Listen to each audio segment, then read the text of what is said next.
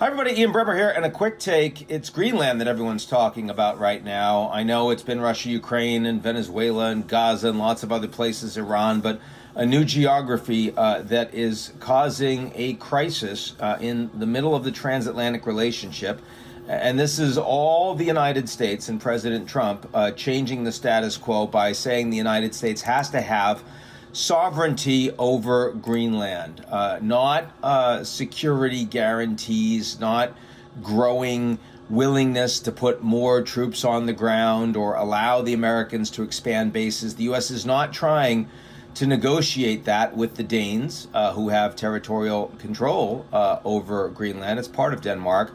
Or with the Greenlanders individually, rather just saying, no, there's no way this can be resolved unless we have direct ownership of sovereignty over Greenland. That's been both the position of Vice President Vance and Secretary of State Rubio meeting with the Danes and the Greenland foreign ministers a few days ago in Washington. The meeting went pretty well. It was fairly constructive, the download from both sides, but it was clear that the Americans were not going to be satisfied on the security front. And the Danes said, okay, let's put together a working group.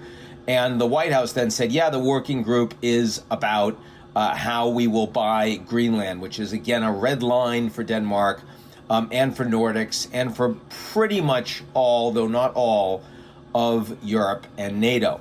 And so that's causing a crisis. President Trump has now said that there will be tariffs against the countries, the individual European countries that have sent troops on the ground to Greenland, not saying that they're there to defend against the United States, but clearly the symbolism is there, and also the steadfastness in being unwilling to accept a negotiation on the future of Greenland or an effort to purchase it.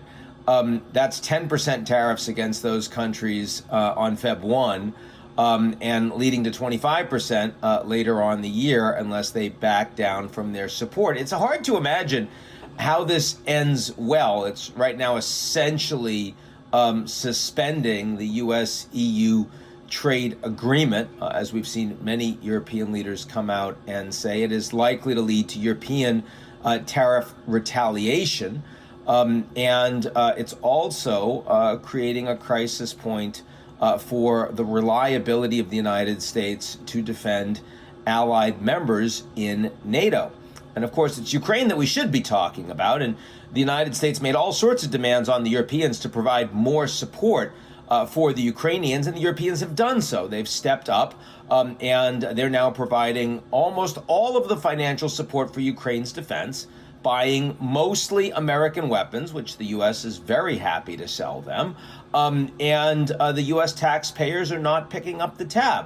But when it comes to Greenland, the Americans haven't made any demands of Denmark. Now, in part, that's because any demands the U.S. would make, the Danes and the Greenlanders would be willing to accommodate, whether it's more American bases on the ground, which they haven't been interested in actually stepping up, certainly not under Trump's first term or under Biden, whether it's intelligence and listening posts, surveillance, whether it's, you want to have a rocket base for SpaceX, they'd be willing to provide that.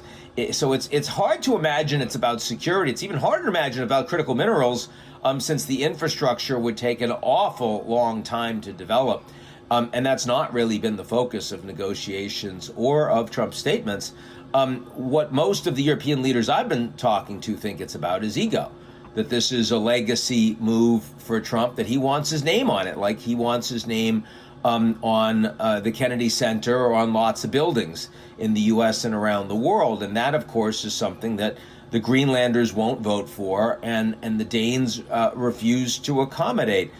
So it is leading to a crisis. Now, I'm trying to figure out if there's any other legitimate arguments as to why the United States needs to actually own Greenland. And I have heard some things from inside the Trump administration, the idea that the Greenlanders would not be favorable to the positioning of offensive weapons in Greenland because it would make Greenland a target, and that runs contrary to their Arctic strategy security document. And the idea that, well, the bureaucracy of getting lots of additional troops allowed to be there and additional bases would take more time if the U.S. doesn't own it. I guess that's true, but it doesn't actually matter very much in terms of timing compared to how long it would take to get the approvals from the United States and actually get the infrastructure there.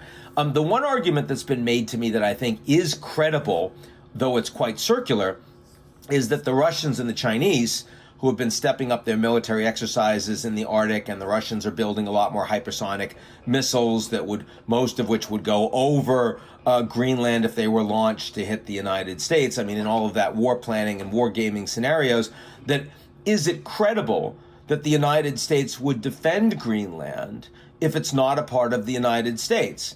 That, the U.S. commitment to NATO is not the same as the U.S. commitment to itself.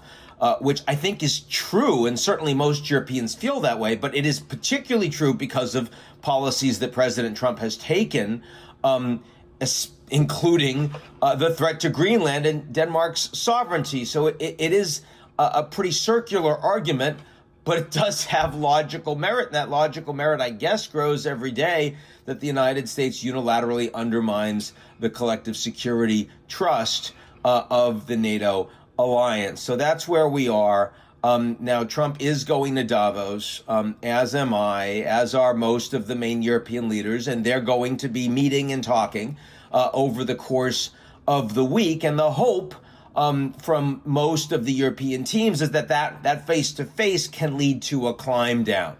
Because do you really want to fight over something that is so obviously isn't really consequential for Trump? And that's an interesting argument, but of course what we've seen from Trump so far is that he's willing to escalate if he thinks that you don't have power and willingness to hit him back, which we saw with Venezuela, which we've seen with Iran historically, which we've seen with Mexico and with many other countries, but which we haven't seen with the Chinese and the Russians, because of course the Venezuelans and the Ukrainians, Trump thinks it's FAFO, F around and find out. When it comes to the Chinese and the Russians, it's taco. Trump always chickens out. He doesn't have the leverage. He can't actually get it done, even though it's frustrating to him. So the real question is, if Trump thinks the Europeans are all FAFO right now, is there anything that they can do that will convince him otherwise? And that is certainly the big question for Davos this week. That's it for me. And I'll talk to y'all real soon.